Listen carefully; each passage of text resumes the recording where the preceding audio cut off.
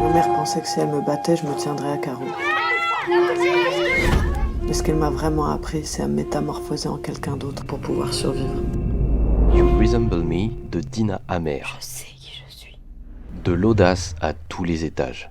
Ce film raconte une complexité, ce que médias et politiciens se doivent de cacher pour faire triompher le simplisme qui leur permet alors d'accéder plus facilement au cerveau disponible afin de les manipuler. Comme une réponse à l'idée de Manuel Valls qui disait que expliquer, c'est déjà vouloir un petit peu excuser. Il ne faudrait donc pas expliquer et ne pas chercher à savoir.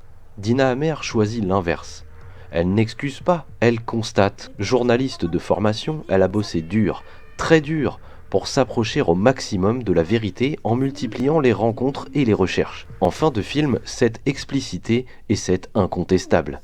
Mais c'est le cinéma qui lui permet le mieux de contrer les aspects réducteurs du journalisme et de l'éditorialisme qui ont pu la frustrer sévèrement par le passé. Hasna, c'est une enfance minable, avec la violence et la misère.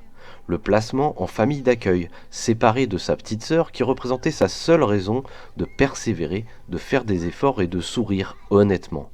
L'obligation de s'inventer des histoires, des personnages, des masques, pour s'adapter à différents milieux.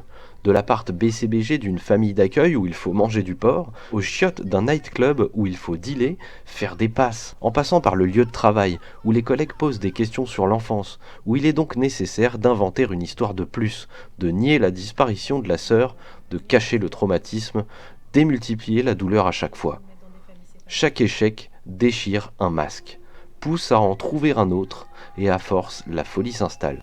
Je sais qui je suis, dit le personnage de Hasna. Et nous finissons également par savoir qui elle est. Une femme qui cherche son masque. Celui qui lui permettra de retrouver une famille et une place. La folie et les échecs poussent à tenter même le pire. Et à le regretter trop tard. Une histoire de radicalisation qui remonte aux causes sociales et humaines. Ça emmerde des gens qui, par refus de voir l'humanité telle qu'elle est, portent un masque eux aussi. C'est un film vraiment utile. Et je parie que vous ne le verrez jamais en France.